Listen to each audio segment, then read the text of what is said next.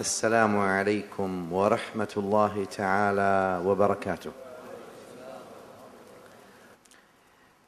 إن أصدق الحديث كتاب الله تعالى، وخير الهدي هدي محمد صلى الله عليه وآله وسلم، وشر الأمور محدثاتها، وكل محدثة بدعة، وكل بدعة ضلالة، وكل ضلالة في النار. This was the hadith of Sayyidina Rasulullah صلى الله عليه وآله. Since أصدق الحديث كتاب الله, let's talk about كتاب الله. أعوذ بالله من الشيطان الرجيم. بسم الله الرحمن الرحيم. والعصر إن الإنسان لفي خسر إلا الذين آمنوا وعملوا الصالحات وتواصوا بالحق وتواصوا بالصبر. Hey, this ayah basically summarizes the whole life mission of the human being. Al-Quran al-Kareem doesn't just speak Bismillah ar-Rahman ar-Rahim wal asri inna al-muslimina lafi khusr. No, bigger than that. Al-Mu'minin, bigger than that. Inna al-insan, the whole insan is indeed at loss.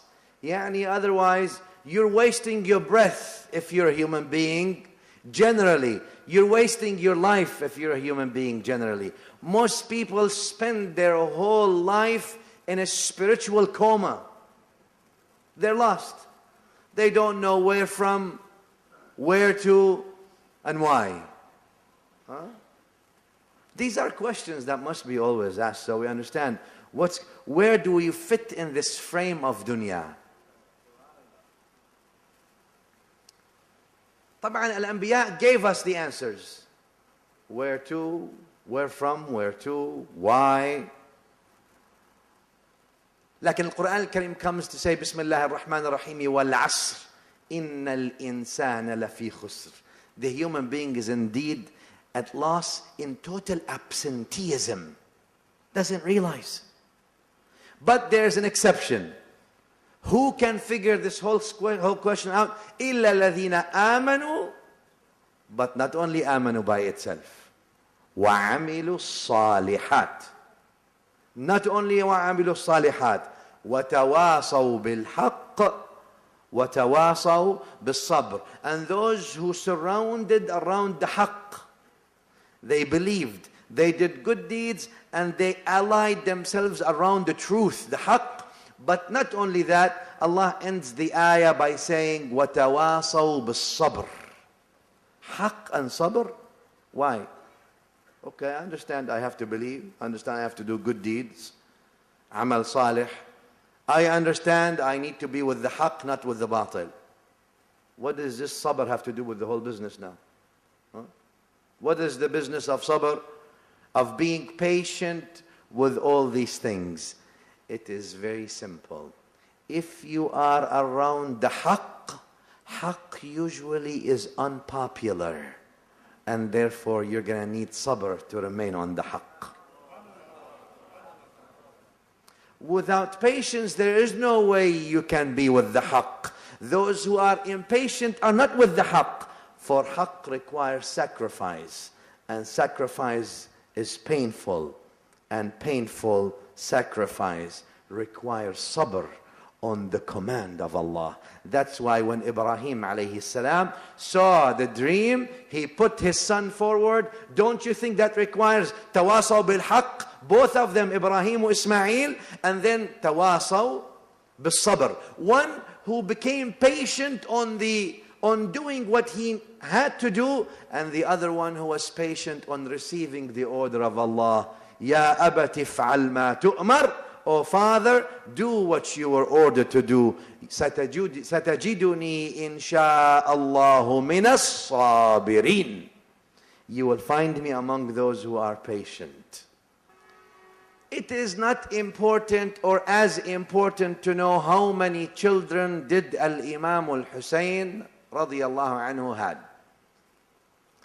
It is not as important to know the name of his 3 wives that he had. It is not important to know when he was born, as important to know when he was born and when he murder them. These are important, but it is not as important. What is important is that you have your heart rhythm in tandem and synchronization with Al-Hussein. Because you could know all the information you have and there is, but your heart is singing a Yazidi melody. And with the Yazidi melody, no matter how much information you have, it will never lead to ma'rifah or realization. That information will always be misinformation versus transformation. Al-Hussein's information transformed him into Sayyidu Shababi Ahli al-Jannah, the masters of the youth of Ahli al-Jannah. That's called transformation. It's not called information. What is important is to realize that Al-Hussein radiallahu ta'ala anhu was no stranger to the line of Anbiya, was no stranger to the line of Yahya alayhi salam, and was no stranger to the line of Zakaria alayhi salam, and was no stranger to the line of the Anbiya before him, and was no stranger to Nuh, was no stranger to Ismail, was no stranger to Yusuf, the son of Yaqub. Until today, oftentimes still people say, Inna lahu lahafidhun, and then they slaughter his neck. Wa inna lahu lanasihun, and they want to dilute his mention, as if the mere seerah and the mere name of Al-Imam Al-Hussein still irritates those people who want to throw him in the well. The iman that is connected directly to the Quran and Sunnah. Make no mistakes, my dear brothers and sisters. Today, when we remember Al-Imam Al-Hussein radiyallahu ta'ala anhu wa ardah, I don't remember Ashura and human beings being slaughtered. No. I remember Al-Quran being slaughtered, and the Sunnah being slaughtered, and that Nabawi Sunnah replaced by another Sunnah, and the instructions of the book replaced by a different rules for admitting the book. Al-Hussein lived in a time where he had no way but to lead an intellectual, academic, spiritual, social, and scientific revolution. I'm going to say this again, because there is a misunderstanding that Al-Hussein was trying to lead an armed, violent revolution. Make no mistake about the message and the revolution of Al-Hussein. The revolution of Al-Hussein was 100% founded on non-violence. Al-Hussein is a revolution where the word overcame the sword. And the power of logic was much stronger than the logic of power. Al-Hussein was about the power of logic, was not about the logic of power. Al-Hussein's in Karbala and in Ashura, that's where the word won over the blood. The logic of killing and violence may have killed Al-Hussein, but Al-Hussein's message resonated and filled the whole dunya with every honorable blood drop that went on that soil of Karbala. Al-Hussein was not a person who leads violent movement, so he brings on suffering and misery to the people. Al-Hussein had a simple message: go back to the book and go back to the sunnah of my grandfather sallallahu ta'ala alayhi wa ala alihi wa sallam. For non-violence is the weapon that knows no defeat, and violence is the language of the inarticulate. But our deen is the most articulate of deens, and our faith is the most articulate of faiths. And our Nabi is the most articulate of any human being Allah created. By his own saying, sallallahu alayhi wa sallam, al-Bukhari narrates it, Utitu jawami al-kalim. I was given the gift of articulation. Al-Hussain is not a story. Al-Hussain is your story.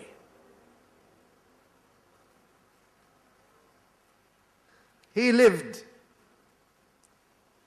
in a time where the ruler was a tyrant man. We do not slander people, even if they're tyrant. What do you mean? We're not people who curse and slander. That's not the way of Ahlul Sunnah. We people who disagree, and even when we disagree, we're non-violent in our disagreement. I'm talking about two kinds of violence, verbal and actual. There's two kinds of violence. There's two kinds of terrorism, verbal and actual. It's not about Yazid. I hate to mention the name on the minbar, but I just did that, and the last time I'll mention that, inshallah. Lakin Al-Hussain is living in a time where the Sunnah is being changed. Jaharan naharan, flat out, blatantly. Where the kursi of Sayyidina Abu Bakr al-Siddiq, the chair of Khilafah, that's like honorable people sat on, like Sayyidina Abu Bakr al-Siddiq, wa Sayyidina Umar ibn al-Khattab, wa Sayyidina Uthman, wa Sayyidina Ali, now is occupied by a person who doesn't even arrive at anything even remotely close to them.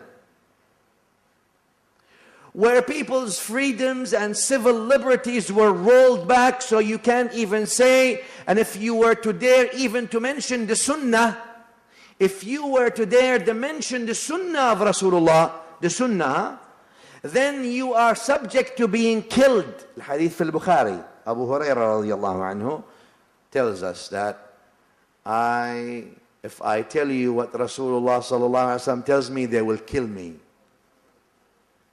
Atmospheres of fear, atmospheres of ruling people by fear, atmospheres of terrorism, atmospheres of political tyranny, religious tyranny. And religious tyranny is worse than political tyranny, I always say. Why? Because political tyranny just kills you, and if they don't like you, they put you in jail. Religious tyranny, if they don't like you, they tell you you're kafir or mushrik or all these things, and then that's what intellectual terrorism is, which leads to killing you. Political tyranny may waive your rights and may do all these things to you, but they have no apologies. They won't apologize about it. Religious tyranny will do everything, will steal your money and rob your iman and rob your even faith and rob your time from you and rob your money from you, all under the name of God.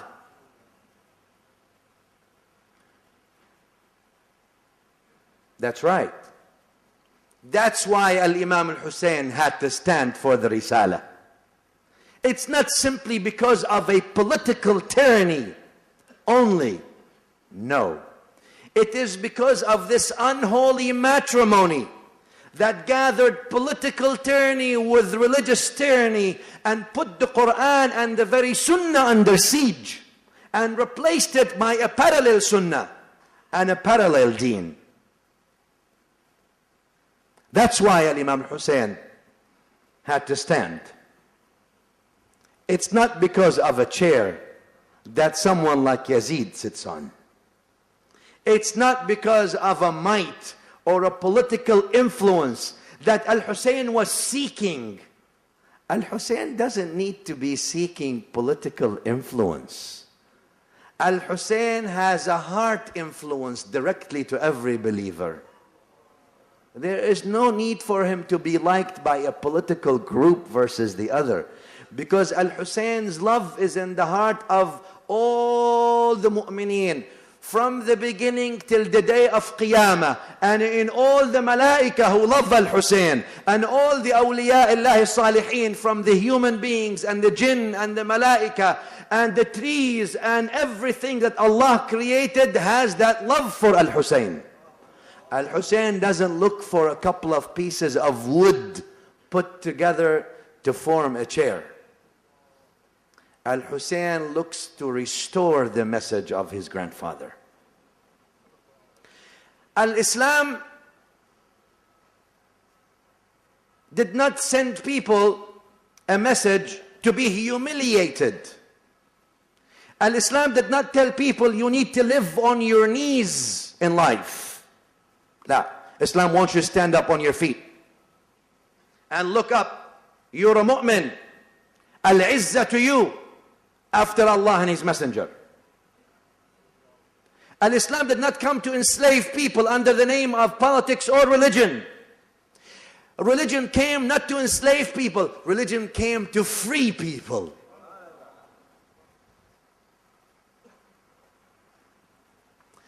The book of Allah and the sunnah of Rasulullah sallallahu alaihi wasallam came to set you free. Why?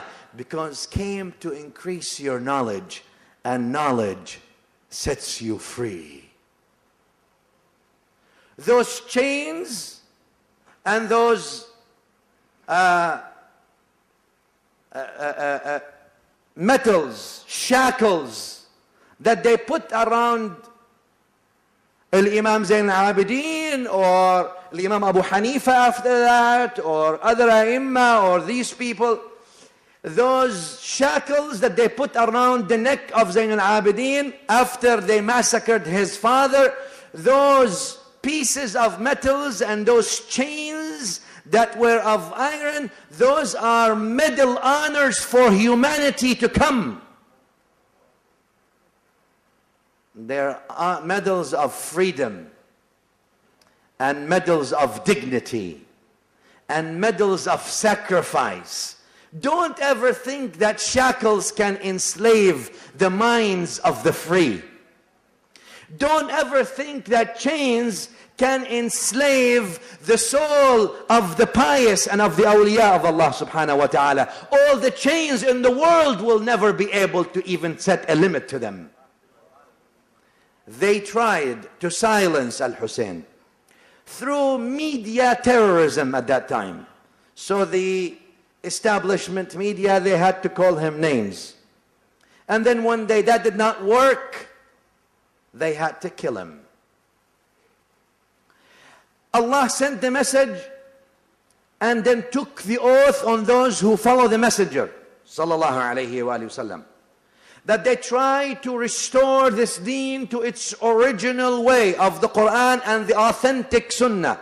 I'm saying authentic, and I want to put 3 lines under authentic, so we don't give our people falsehoods, and we don't give our people fairy tales and stories about all these things, and here under the very name of the sunnah. So we don't give them stories about our shuyukh and our figures and prioritize those traditions over the tradition of Rasulullah himself sallallahu alayhi wa sallam. That would not be deen.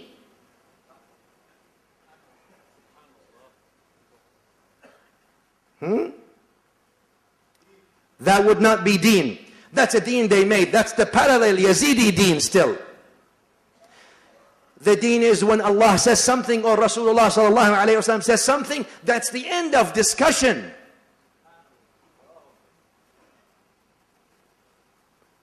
Bismillah ar-Rahman ar-Rahim. Man yuti' ar-Rasula faqad ata'a Allah. وَيُسَلِّمُ تَسْلِيمًا. فَلَا وَرَبِّكَ. They will not be believers until what? Until they come and listen to you, Ya Rasulullah, and they submit entirely. وَيُسَلِّمُ تَسْلِيمًا. Not just submit, but submit entirely, completely. Al-awliya were given an oath to follow the way of the Anbiya. You know, one of the poets said, لقد كان فوت الموت سهلا. Huh? If Al-Hussein wanted to miss out on his meeting with death, oh, that would have been easy. All he had to do is give his hand. Huh? لقد كان فوت الموت سهلا. Bypassing this meeting with death would have been very easy. All he had to do is say, Maulana, we also, mashallah, you're very good, mashallah. Huh? فرده إليه الحفاظ المر والخلق الوعر. But then what brought Al-Hussein back face to face with death is that oath that he gave to his grandfather Rasulullah sallallahu alayhi wasallam, by being that Muslim and by being that wali of Allah. Huh? And if Al-Hussein is not a wali of Allah, then there's no wali of Allah on earth. Huh? وَالْخُلُقُ الْوَعْرُ. And what brought him back to face death face to face is that fine ethics, fine set of akhlaq and morality, that was ingrained, that his clay, or his nur, if I may say, rather than his clay, because he's the nur from the nur of the Mustafa sallallahu alaihi wasallam, that his nur was made from. It was mixed with the highest akhlaq and the most pure of characteristics. فَرَدَّهُ إِلَيْهِ الْحِفَاظُ الْمُرُّ وَالْخُلُقُ الْوَعْرُ. He says, وَنَفْسٌ تَعَافُ الضَّيْمِ حَتَّى كَأَنَّمَا هُوَ الْكُفْرُ يَوْمَ الرَّوْعِ أَوْ دُونَهُ الْكُفْرُ. He said, and what made him go back to face death is a nafs that he had. The nafs of Al-Hussein, which is a nafs that ta'afu ad-daym, a nafs that is disgusted by indignities, is disgusted by those who practice enslavement of people under the name of religion or under the name of politics or under any name. He had within his cage, within his ribs, a nafs that was disgusted from those who tried to peddle enslavement. وَنَفْسٌ تَعَافُ الضَّيْمِ حَتَّى كَأَنَّمَا هُوَ الْكُفْرُ يَوْمَ الرَّوْعِ. As if these indignities are kufr to him, or even kufr is less than that. Huh? That's right. Yes, my dear beloved brothers, Al-Hussein's message is to revive the deen, not to parrot what the political tyranny that has married without an actual nikah contract, the religious tyranny.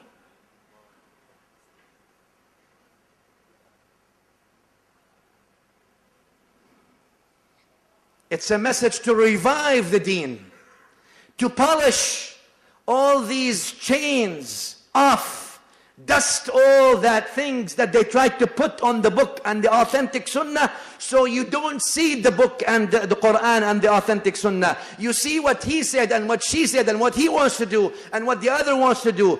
By the time you get to the book and sunnah, you'll already be long dead. You'll never get there. We'll make sure we won't let you get there. But he went and told them, why don't we come to mediate based on the book and the sunnah? Difficult. The human being, I always say, is like a flower. Every human being is like a flower. The flower needs water, it needs sun, it needs free air coming through. In order for that flower to blossom and smells beautiful and to maximize its potential. And the human being is just like that flower. In order for the human being to blossom, in order for that human being to be creative, in order for that human being to give and to contribute, in order for that human being to reach his or her maximal potential, they have to live free like the flower. They have to live free like Al-Hussain. Not those who are shackled with intellectual slavery and mental slavery and economical slavery and religious slavery and political slavery, like the establishment of Yazid then and the establishment of Yazid now. Islam wants you to be free. Huh? Let me finish. My time is up. I took actually more than what I'm supposed to be taking. But despite all that, the revolution of Al-Imam Al-Hussain was that of a spiritual nature. It was still offering unconditional compassion to the very criminals and thugs who also had religious looks and titles at that time, yet still offering them unconditional compassion in hoping of their salvation and turning around. Despite the words and the actions they did, Al-Hussain only offered them dua and offered them acceptance and offered them inclusion and unconditional compassion. When they prevented him from water and they prevented his children and infant from water, he gave them whatever he had remaining of water when they became thirsty. Because two wrongs do not make it right. The standard of Al-Hussain or the standard of Awliya Ar-Rahman is not even remotely close to the standard of the other kind of awliya, Awliya Al-Shaytan. The Awliya Ar-Rahman have a standard, and Awliya Al-Shaytan also have a standard. Karbala was not about the human being's life that was shed, or 72 of the best human beings that have ever walked on earth that was shed. No, no, no. Karbala was about the nur of the Quran that was shed, and the soul of the Sunnah that was being suffocated. Karbala is about that message of freedom that we all need today. That direct connection that you have with Allah subhanahu wa ta'ala. And the direct connection that every Muslim has with Rasulullah sallallahu alayhi wa alihi wa sallam. Where the religious tyranny and the political tyranny did not want you to have that relationship with Rasulullah sallallahu alayhi wa alihi. We need to be in the middle so we make sure you don't really get the relationship. Lakin al-Mustafa sallallahu alayhi wa sallam keeps telling you that he is your direct Nabi. And that your deeds are shown to him. Sallallahu alayhi wa sallam, as the Hasan hadith of Al-Bazzar. Your deeds are shown to him.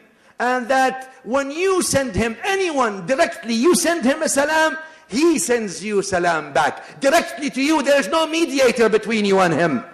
Don't put mediators between you and Rasulullah sallallahu alayhi wa sallam. Go back to the Mustafa through his sunnah and through his actions and through his character. Acquire the Muhammadan nur through the Muhammadan soul. You send your salam, he sends the salam back, right back to you, specifically and privately and individually. Sallallahu alayka ya Sayyidi ya Rasulallah. This is the deen that we are part of. This is the deen that tells us we need to go back to the book and sunnah and check and reference and stand corrected when we are wrong. And many times we're wrong. And there's no harm in being wrong for the human being. The harm is when you're stubborn on being wrong. Yes, sir. The harm is not making a mistake, because we are all fallible. We are all sinful. That's not the harm. We were created weak, which means the capacity to sin and make mistakes. We are not angels. And those people who try to portray people as angels, they are delusional. Because angels are angels and human beings are human beings. The perfection of the human being is not being an angel where he doesn't make mistakes. That's not the perfection of the human being. Go back to the seerah of your grandfather Adam, who was better than the malaika because he knew what the malaika didn't even know, yet he made mistake in a sense and he corrected. The perfection of the human being is that Adam line, where when you make a mistake you don't remain stubborn on the mistake, but you get up, you repent, and you move in the right direction. That's why Adam went from perfection to higher perfection. It's not that you don't make mistakes or you don't choose the less than the better. Huh? If you don't, you're a malaika, you don't belong here, go back to heavens. But if you're a human being, then you make mistakes. And make no mistake about it, your perfection in admitting your mistake and correcting him. That's your perfection. That's how you become better than without having made a mistake. Huh? That without having made a mistake. ثُمَّ جِتَبَاهُ رَبُّهُ فَتَابَ عَلَيْهِ وَهَدَى. After Adam alayhi salam, وَعَصَى آدَمُ رَبَّهُ فَغَوَى. What does Allah say? Adam disobeyed his Lord and he went wrong. What does Allah say? ثُمَّ جِتَبَاهُ. After that, when Adam repented, Allah made him even closer than he was before. You want to follow your grandfather Adam. You don't want to follow people who give you falsehoods and tell you that this is the faith. Our faith is in following the Quran and Sunnah and prioritizing it over any and everything. When An-Nabi sallallahu alayhi wa sallam says something, that is the end of the story. Done? Next line, please. Don't try to twist his words around. Don't try to vacate the meanings of his words. Don't try to disable his words. Don't try to practice censorship over Rasulullah sallallahu alayhi wa sallam. Ya Rasulullah, you cannot say these things. He sallallahu alayhi wa sallam talked about Karbala in the authentic hadith, and talked about Al-Hussain in authentic hadith, and talked about Ashura in authentic hadith. Who told you we can't talk about them if we are Ahlul Sunnah? Absolutely we can, because the Sunnah talked about them, and the people of the Sunnah have no choice but to follow the Sunnah. Those people who want to disable part of the Sunnah and censor Rasulullah sallallahu alaihi wasallam are those people who are trying to distort the Sunnah and tell you there is a good Sunnah and there is not so good Sunnah. That's not good for you to know. Ya Rasulullah, there's things that you should not be telling people. Like they are more caring on the Ummah than Rasulullah himself sallallahu alaihi wa alihi. Though Allah told us our Prophet is Harisun alaykum, Azizun alayhi ma'anittum. He's the one who's caring about the Ummah most. And he's the one who is kind on the Ummah most. Not those people who try to tell themselves that they know about the Ummah more than Rasulullah. And they care about the Ummah more than Rasulullah. And they are kind on the Ummah more than Rasulullah. And they are careful on the future of the Ummah more than Rasulullah. No one can do that more than Rasulullah sallallahu alaihi wasallam. It is time to destroy the idols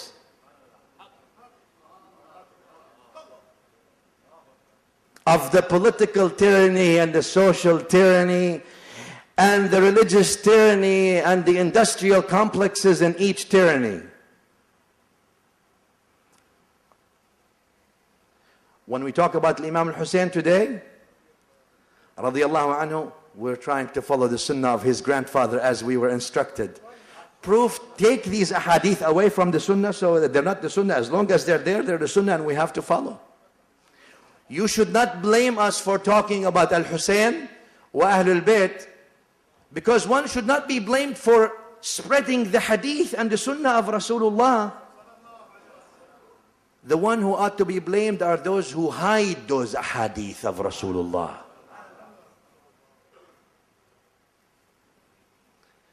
But still, let me finish with this. Al-Hussein's revolution was that of non-violence. Non-violence towards the most vile of people.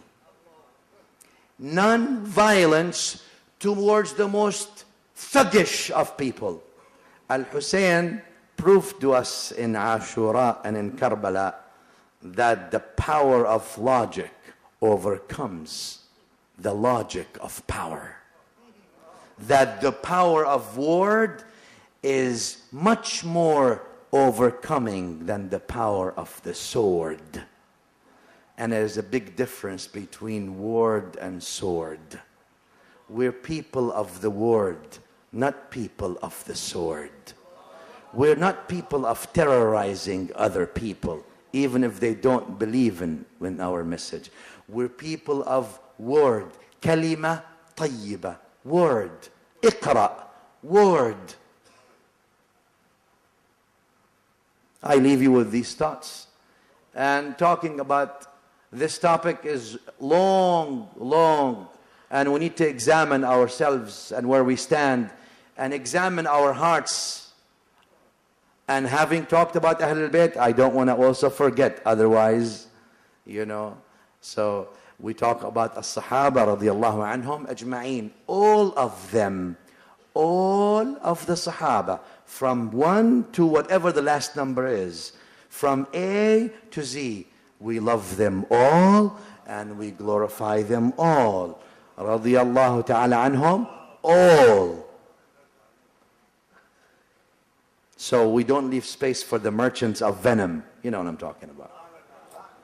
You talk about Ahlul Bayt. Does that mean you don't like the Sahaba? No, we talk about Ahlul Bayt, we talk about the Sahaba. The Yazidi merchants of venom cannot stand the message of Hussain. It's too liberating. And once you taste freedom, you'll never go back to slavery. And we have tasted freedom from Al-Hussain. We've tasted the Hussaini freedom. And once we taste that freedom, we will never go back to slavery again. We will never go back to the intellectual slavery again. We are already free, and there's no power on this earth that can enslave us again. We will speak the truth in the face of the tyranny that tries to change this deen and alter it. Salvation, the book, the authentic sunnah. Go back to them, every single one of you. Go back to them. Check and reference. My words, don't take them for granted. Go back to the book and the authentic sunnah. Check and reference. Not that we mistrust each other. We love each other. But still, I am not infallible and no one is after the Anbiya. Go check people's words. Hold them accountable. Make them stand corrected. Raise the bar on yourself and on everybody else. That's the only way we can revive the ummah. That was the message of Al-Hussain. Assalamu alaikum wa rahmatullah. تبسم وخل الهموم وخل الغموم وخل الضجر